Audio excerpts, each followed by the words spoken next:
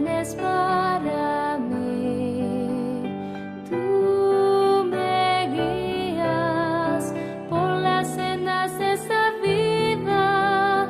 A tu lado nada faltará. Yo te amo más que a todo. Si estoy débil, tú eres fuerte y a mi lado estás. Te agradezco, Padre amado, porque unes nuestras vidas a tu corazón. Padre amado, te agradezco por tus planes, grandes sueños tienes para mí. Tú me guías por las sendas de esa vida.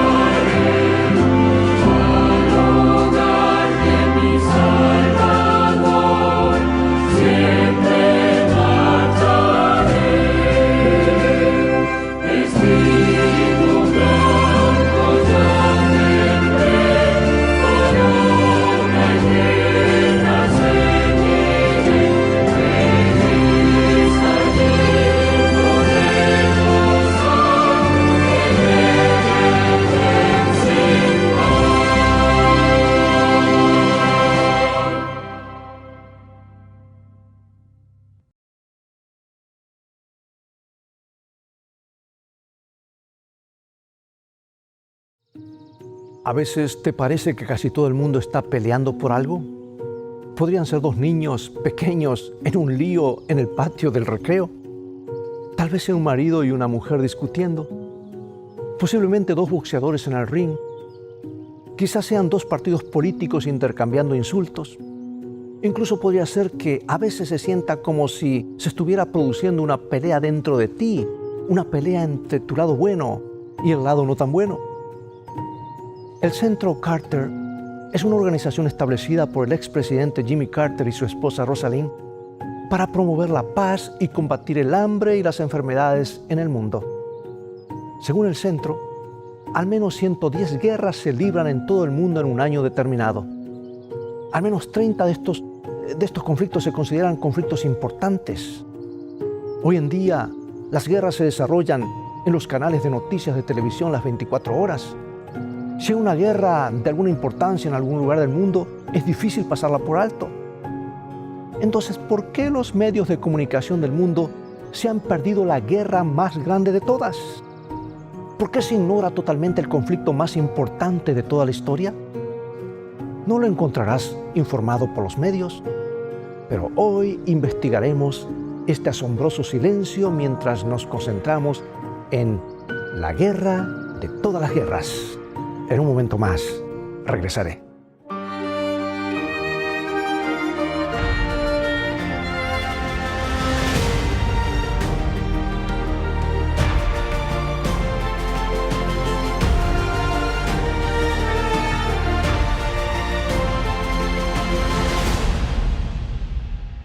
El doctor Jeremy Stone mira con incredulidad la imagen en el monitor de su microscopio electrónico. Allí en este laboratorio subterráneo ultra secreto de 5 niveles, él y su equipo han trabajado toda la noche para aislar el microbio. Ahora se le está acabando el tiempo. 2 días antes, un satélite militar clasificado llamado Scoop 7 desarrolló inestabilidad en órbita. Los controladores de la misión lo derribaron deliberadamente en el desierto de Arizona. El equipo de recuperación de 2 hombres enviados de la base de la Fuerza Aérea Vandenberg en California rastreó la señal del localizador del satélite hasta la remota ciudad desértica de Piedmont, con 48 habitantes. Y al ingresar al pueblo, el equipo informó que las calles estaban llenas de cadáveres. En Vandenberg, donde el progreso de la operación de recuperación estaba siendo monitoreado por radio, el personal del control del Scoop Mission escuchó de repente un grito agudo. El grito fue seguido por un crujido. El control de misión no pudo volver a levantar a los 2 hombres. Un segundo equipo equipado con trajes y cascos herméticos fue enviado a Piedmont. Recuperaron el satélite y, para su sorpresa, encontraron a 2 supervivientes, un anciano y un bebé. Ahora los supervivientes y el satélite fueron trasladados al laboratorio subterráneo de Wildfire en las afueras de Nevada, en un pueblito. Buscando las causas de las misteriosas muertes, el equipo de Wildfire descubrió lo que temían que pudiera ser cierto. El satélite había sido traído desde el espacio, había traído del espacio una forma de vida extraterrestre, mortal. Y ahora, con los ojos clavados en el monitor de la pared, el doctor Stone y sus colegas ven cómo el microbio verde cristalino se multiplica rápidamente. Y a menos que puedan encontrar una manera de neutralizarlo, y pronto se extenderá rápidamente para destruir toda la vida en la Tierra. Bueno, esto está en un libro titulado The Andromeda Strain, el bestseller de ciencia ficción de 1969 del autor Michael Crichton, que presentó este escalofriante escenario. Pero hoy tememos mucho menos a un posible germen espacial que a un virus muy real aquí en la Tierra. El COVID-19, el virus asesino, que ha sido causante de la muerte de millones últimamente. El VIH, virus asesino que ataca el sistema de defensa inmunológico del cuerpo. Es la causa del SIDA, una de las epidemias más aterradoras que ha aparecido en cientos de años. Otras enfermedades infecciosas aparecen de repente y amenazan con extenderse sin control. enfermedades con nombres extraños como SARS, hantavirus, ébola, enfermedades como Lyme, virus del Nilo Occidental, enfermedad de las vacas locas, la viruela del mono, la gripe aviar. Y nuestro mundo ha sido testigo de una gran cantidad de epidemias mortales. ¿Sabes tú que entre los años 1334 y 1351 después de Cristo, hasta 75 millones de personas murieron en Eurasia a causa de la plaga conocida como la muerte negra o peste bubónica? Más soldados murieron durante la guerra civil por fiebre tifoidea que en combate. Otros 20 millones murieron en todo el mundo en 1918 y 1919 de influenza. Decenas de millones más han muerto de cólera, viruela y otras enfermedades contagiosas. Sin embargo, el virus más letal que jamás haya devastado nuestro planeta no es el SIDA, ni la peste bubónica, ni tampoco el COVID-19. Este asesino ha demostrado ser más espantoso y arrasado con más millones que cualquier otra epidemia en la historia mundial. Date cuenta o no, lo creas o no, todos los seres humanos vivos hoy están infectados y se ven agobiados diariamente por los espantosos síntomas de esta letal pandemia. Este supervirus, al que todas las demás enfermedades de la tierra tienen su origen, se llama pecado. Es que el pecado es la causa fundamental de la enfermedad de la muerte, de accidentes, tragedias y desastres. El dolor, el sufrimiento, la violencia, la guerra y un sinfín de otros horrores existen únicamente como resultado de la implacable invasión del virus del pecado. Entonces la pregunta urgente e inquietante es, ¿de dónde vino el pecado? Dios mismo responde esta pregunta por nosotros en su palabra, en la Biblia. ¿Tienes preguntas? Este es el libro de las grandes respuestas. Porque la Biblia nos lleva a un tiempo que puede requerir un gran esfuerzo para imaginarse un tiempo en que no había pecado, no había problemas ni maldad.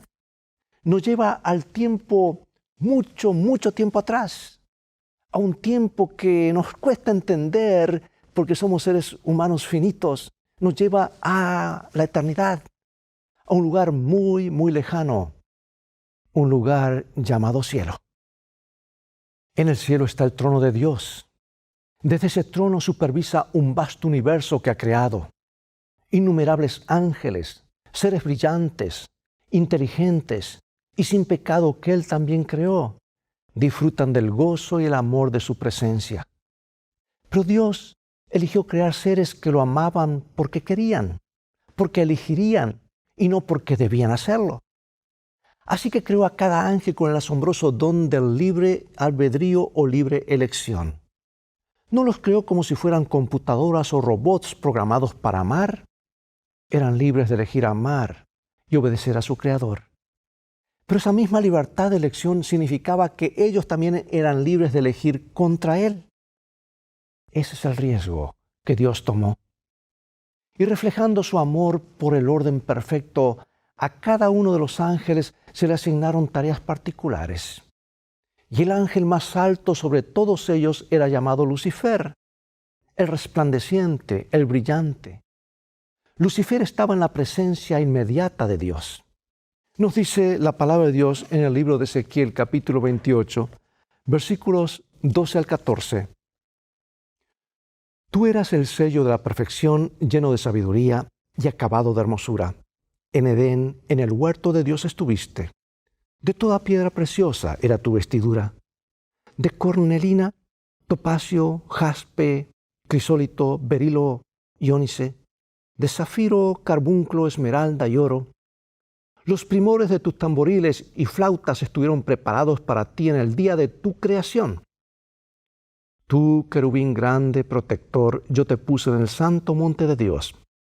Allí estuviste, en medio de las piedras de fuego, te paseabas.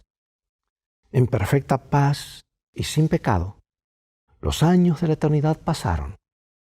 ¿Cuánto tiempo vivió Lucifer en el cielo después de su creación? La Biblia no nos lo dice. Quizás cientos de años, quizás miles. Pero a medida que pasaba el tiempo, Lucifer aparentemente se volvió cada vez más consciente de su propia belleza y sabiduría. Y aparentemente sintió que debería ser elevado a una posición aún más alta en la línea de autoridad del cielo. Solo otros dos seres en el cielo eran iguales a Dios el Padre, Jesucristo el Hijo y el Espíritu Santo. Lucifer sabía que Dios era un Dios justo y veraz, y concluyó que Dios pronto reconocería su superioridad y lo promovería a una posición igual a la del Hijo de Dios y al Espíritu Santo. Ahora, nota Ezequiel capítulo 28, versículo 17. Dice, se enalteció tu corazón a causa de tu hermosura, corrompiste tu sabiduría a causa de tu esplendor. En otras palabras, Lucifer no estaba pensando con claridad. Su juicio se distorsionó por una imagen falsa de sí mismo que decidió creer. Debido a su sabiduría, posición y belleza, Lucifer poco a poco llegó a verse a sí mismo como más importante en el esquema celestial de las cosas que lo que realmente era. Se enorgulleció, se volvió egocéntrico. El orgullo, un sentido exagerado de la propia importancia, lo predispuso a la caída. Y finalmente, Lucifer efectivamente cayó. Y después de su caída, Dios diría de él lo que está registrado en Ezequiel capítulo 28, versículo 15, dice, perfecto eras en todos tus caminos desde el día que fuiste creado hasta que se halló en ti maldad. E Isaías capítulo 14, versículos 12 al 14 nos dice, ¿cómo caíste del cielo, oh lucero, hijo de la mañana? Cortado fuiste por tierra tú que debilitabas a las naciones. Tú que decías en tu corazón, subiré al cielo, en lo alto, junto a las estrellas de Dios, levantaré mi trono. Y en el monte del testimonio me sentaré, a los lados del norte. Sobre las alturas de las nubes subiré, y seré semejante al Altísimo. La promoción de Lucifer nunca llegó. Si estuviera pensando con claridad, nunca habría perdido de vista el hecho de que Dios era el creador. Él solamente era un ser creado, y los seres creados no pueden ser adorados, solamente el creador. Pero Lucifer esperó con creciente frustración en anticipación de algo que nunca podría suceder. Y a medida que pasaba el tiempo, sin indicios de que Dios se estaba preparando para su inminente elevación de posición, el príncipe de los ángeles se sintió al principio desconcertado, luego amargamente decepcionado y finalmente enojado y celoso. Y en este punto, Lucifer pudo concluir solo una de las dos cosas. O el problema estaba en Dios o con él. Y como el problema no podía ser con él, razonó Lucifer, tenía que ser con Dios. Y a pesar de toda la evidencia aparente de lo contrario, concluyó Lucifer, Dios no era justo. Dios no era justo, no era veraz. Y a Lucifer le pareció obvio al otorgar privilegios especiales a Jesús. El Padre estaba jugando a los favoritos, por decir así. ¿Por qué a Jesús y no a mí? Dios simplemente no debe ser como se representó a sí mismo para el universo. Tal vez no está ocultando algo, no está siendo justo. Y el querubín guardián comenzó a crecer en sus propias ideas falsas sobre el carácter de Dios, aceptándolas plenamente como verdaderas. Durante un periodo prolongado, Lucifer trabajó para convencer a los ángeles de que su imagen de Dios era inexacta, que de hecho Dios era un mentiroso parcial, que era injusto, que no era un ser justo. Finalmente, la insatisfacción que sembró Lucifer se convirtió en una revuelta a gran escala. Y la Biblia, hermanos, nos presenta un vislumbre de lo que ocurrió allá arriba, allá en la eternidad, en esa guerra de las galaxias, Apocalipsis 12, 7 al 9. Después hubo una gran batalla en el cielo. Miguel y sus ángeles luchaban contra el dragón y luchaban el dragón y sus ángeles, pero no prevalecieron ni se halló ya lugar para ellos en el cielo. Y fue lanzado fuera el gran dragón, la serpiente antigua que se llama Diablo y Satanás, el cual engaña al mundo entero. Fue arrojado a la tierra y sus ángeles fueron arrojados con él. Y más adelante dice que 1/3 de los ángeles aceptaron y creyeron la mentira de Lucifer. Y comenzó la gran batalla entre Cristo y Lucifer, ahora llamado Diablo o Satanás. O sea que la guerra detrás de todas las guerras, la guerra que sería la causa de todas las guerras jamás libradas en la tierra, ahora estaba en su apogeo. Pero la pregunta es, ¿cómo es que tú y yo estamos involucrados en esta gran guerra entre Dios y su gobierno de amor? Y esta guerra contra Satanás y su rebelión y su egoísmo. ¿Cómo se trasladó el gran conflicto de los ángeles a los seres humanos? Obligados ahora a dejar el cielo, ángeles rebeldes llamaron a la puerta del planeta Tierra. Y la historia es fascinante, porque Dios no creó la Tierra como un vertedero de Satanás, no. Dios creó a los primeros seres humanos, Adán y Eva, para que tuvieran la misma libertad de elección que le dio a los ángeles. Los puso en un entorno perfecto, en un jardín perfecto. En un jardín llamado Edén, como el hogar de nuestros primeros padres. Dios no permitió que el Satanás caído tuviera libre acceso al hombre y a la mujer que él creó. Pero en cambio Dios los confinó a un solo árbol en el centro del jardín. Y Dios advirtió a Adán y Eva que se mantuviesen alejados del árbol, ordenándoles que nunca comieran de su fruto. Luego llegó el día trágico que cambiaría la tierra y la historia humana para siempre. Déjame esbozarte la historia. Eva no había tenido la intención de alejarse de su esposo Adán, pero de alguna manera, felizmente preocupada por su trabajo, de repente se encontró sola mirando hacia el árbol que Dios le había advertido antes. Y su advertencia volvió a su mente. Puedes comer de la fruta de cualquier árbol en Edén, pero no comas la fruta del árbol en el centro del jardín. Si lo haces, seguramente morirás, ciertamente morirás. Pero esperando en el árbol, en forma de serpiente, estaba el mismo Satanás. Y a través del engaño, Satanás indujo a Eva que tomara el fruto del árbol y lo comiera. Y antes que terminara el día, Eva había compartido el fruto del árbol con Adán. Y cuando Adán y Eva pecaron, abrieron una puerta que Dios quería que se cerrara para siempre. Y este planeta en rebelión se convirtió en la sede de Satanás y sus ángeles malvados. Y Jesús lo llamó el príncipe de este mundo. Más tarde, ese mismo día, Lucifer y sus fuerzas celebraron con alegría su gran victoria. La tierra era de ellos. Ellos tomaron el control de este planeta caído. Pero Dios no se rindió con sus hijos descarriados.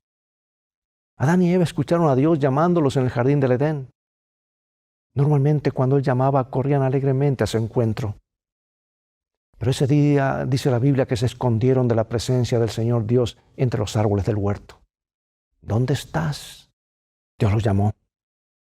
Escuché tu voz, respondió finalmente Adán, y tuve miedo. ¿Adán tenía miedo de Dios? ¿Alguna vez has sentido miedo de Dios? ¿Incómodo en su presencia? ¿Incómodo a su alrededor? Desde ese día en el Edén nos sentimos incómodos con Él. Incluso le tenemos miedo. De alguna manera el pecado es así. El pecado trae una ruptura en nuestra relación con nuestro Hacedor, que hace que lo veamos no como realmente es, sino bajo una luz totalmente falsa. No sé cuál es tu imagen de Dios en este momento, pero sí sé que si en el último momento le tienes miedo, estás enojado con Él o te sientes incómodo con Él, es porque la separación del pecado te impide verlo como realmente es. Separados de Dios, comenzamos a imaginar todo tipo de cosas acerca de Él que simplemente no son ciertas. Comenzamos a culparlo por el dolor que nos trae nuestro propio pecado. Llegamos a verlo básicamente en contra nuestra como nuestro juez severo o nuestro padre ceñudo, sino nuestro enemigo absoluto. Y para crear estas imágenes falsas de Dios, tenemos mucha ayuda, Porque Satanás, el ángel caído, trabaja constantemente arrojando barro y lodo a la reputación de Dios para representarlo como el peor de los villanos. Satanás está consumido con el objetivo de hacer quedar mal a Dios al decir mentiras sobre Él. Entonces, cuando los problemas invaden nuestras vidas, como la tragedia, el dolor y la enfermedad, sufrimiento y tantas cosas, inmediatamente nos presiona para que culpemos a Dios. Pero la imagen que Satanás tiene de Dios es completamente falsa. Lejos de ser nuestro juez o enemigo condenador, Dios es nuestro Salvador y mejor amigo. Y la prueba del gran amor de Dios por la raza humana está registrada solo en unos pocos versículos más allá de la triste historia de la caída en el pecado de Adán y Eva. Dios le habla a Satanás y le dice en Génesis capítulo 3, versículo 15, «Y pondré enemistad entre ti y la mujer, y entre tu simiente y la simiente suya. Esta te herirá en la cabeza, y tú le herirás en el calcañar». Estas palabras son la primera promesa bíblica de que Dios salvaría de alguna manera a los seres humanos que había creado. Él abriría un camino para que alguien más cargara con el castigo de su pecado. Dios traería enemistad entre Satanás y Eva, entre su descendencia o seguidores y la de ella. Y de la prole de Eva, sus descendientes, surgiría una simiente que heriría la cabeza de Satanás, mientras que Satanás solo heriría su calcañar, o sea, su talón. O sea que la sugerencia aquí es que de una herida letal en la cabeza en contraste con una herida no letal en el talón. La simiente que heriría la cabeza de Satanás era Jesús, el Hijo de Dios. Y llegaría el día en que ese Redentor prometido tomaría sobre sí mismo todos los pecados cometidos por toda persona que viviera. Sería a cargo de toda la rebelión, el egoísmo, el orgullo de una raza que se había apartado de Él. Y en la cruz de la vergüenza cargaría con la pena de muerte. Daría su sangre y su vida para salvar a Adán y a Eva, y para salvar a sus descendientes, para salvarte, para salvarme. En la cruz, Jesús reveló hasta dónde llegaría el amor de nuestro Padre para salvarnos. En la cruz se reveló plenamente el carácter de Dios. Satanás dijo que Dios es injusto, que es malo. El maligno afirmó que Dios era un tirano cruel y vengativo. Pero la cruz expuso abiertamente esas mentiras. Revela el amor redentor, abnegado y desinteresado de Dios. Amigo y amiga, la guerra contra Dios comenzó con un ángel lleno de orgullo en el cielo. Se trasladó a la tierra, donde los humanos también se rebelaron y siguieron su propio camino. Pero en la cruz del Calvario, Jesucristo ganó la batalla fundamental y decisiva de esta guerra. Y porque lo hizo, tú y yo podemos vivir. La eternidad puede ser nuestra. ¿Cómo podemos agradecerle lo suficiente? ¿Cómo podremos jamás comprender un amor tan inmerecido? Nunca entenderemos completamente su amor, pero podemos aceptarlo en nuestro corazón hoy. Podemos decir, Jesús, gracias por amarme tanto. Gracias por no dejarme ir. Gracias por revelar tu increíble amor en la cruz. Pregunto, ¿te gustaría agradecerle con todo tu corazón por su asombroso amor hoy? Acompáñame entonces en oración. Padre, nos has dicho que incluso cuando éramos pecadores, Jesús murió por nosotros. Merecíamos que nos dejaran morir para pagar el castigo por nuestra pecaminosidad. Pero Jesús ha soportado ese castigo y necesitaremos toda la eternidad incluso para comenzar a expresar nuestra gratitud por lo que ha hecho. Gracias, Padre, muchas gracias por entregar a tu Hijo para ser nuestro Salvador. Y gracias, Jesús, por estar dispuesto a entregarte a ti mismo para salvarnos, nuestra única esperanza de salvación. Gracias por no abandonarnos a nuestro destino, sino por amarnos con tu asombroso e ilimitado amor. Nos acercamos ahora y aceptamos el regalo de la salvación por el cual pagaste un precio tan alto. Tienes nuestros corazones y nuestra voluntad y nuestra devoción hoy y siempre, en el nombre de Jesús. Amén.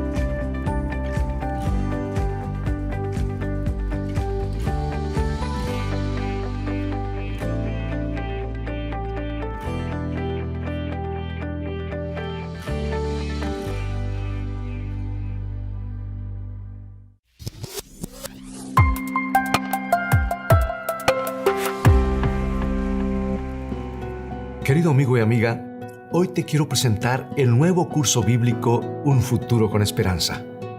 Un conjunto de 24 señaladores con preciosas lecciones de la palabra de Dios que conmoverán tu corazón. Un futuro con esperanza te permitirá captar con facilidad las maravillosas enseñanzas de nuestro Señor Jesucristo y profundizar en algunas de las profecías dadas por Dios en las Sagradas Escrituras. Cada señalador contiene un tema individual, con preguntas y textos de referencia para aclarar tus inquietudes. Será un apoyo en tu estudio personal o a la hora de dar un estudio bíblico. Adquiérelo hoy en la tienda de escritoestá.org y recuerda, Dios nos ha prometido un futuro con esperanza.